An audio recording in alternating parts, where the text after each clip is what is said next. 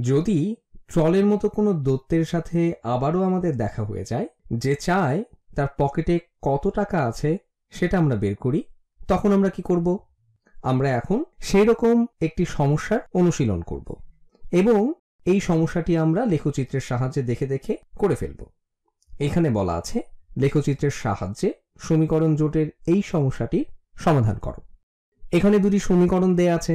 নীল রঙে লেখা এই সমীকরণটি হলো y সমান 7/5x বিয়োগ 5 এবং সবুজ রঙে লেখা দ্বিতীয় সমীকরণটি হলো y সমান 3/5x বিয়োগ 1। লেখচিত্রে এদের রূপ কেমন হবে চলো তা বের করি। যে সমীকরণ যে রঙে লেখা সেই রঙেই যার যার লেখচিত্র আমরা এঁকে ফেলব। প্রথমে 1 নম্বর সমীকরণটিকে গ্রাফে বসাই। প্রথমেই বোঝা যাচ্ছে যে সমীকরণটি অক্ষ y কে ঋণাত্মক 5 বিন্দুতে ছেদ করবে। চলো এঁকে ফেলি। তারপর দেখা গেল সরলরেখার সমীকরণটির ঢাল হলো 7/5। সরলরেখার ঢালের জন্য গ্রাফে নির্দিষ্ট ঘর ডানে গেলে নির্দিষ্ট ঘর উপরের দিকেও যেতে হয়। তাহলে এখন যদি আমরা 1 2 3 4 5 ঘর ডানে যাই, তাহলে 7 ঘর উপরেও যেতে হবে।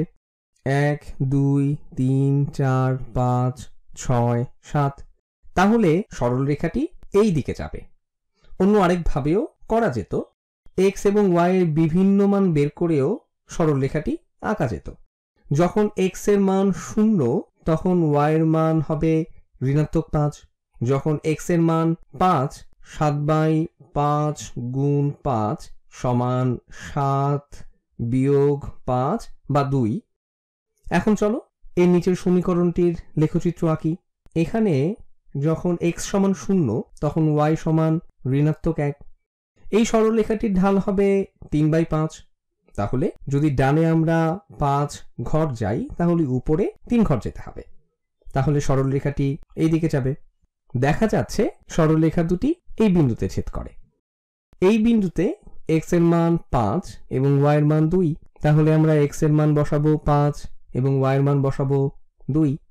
সমীকরণ দুটিতেও x এবং y এর মান বসিয়ে আমরা যাচাই করতে পারি উত্তর ঠিক আছে কিনা। চলো দেখি উত্তর ঠিক আছে কিনা। হ্যাঁ, ঠিক আছে।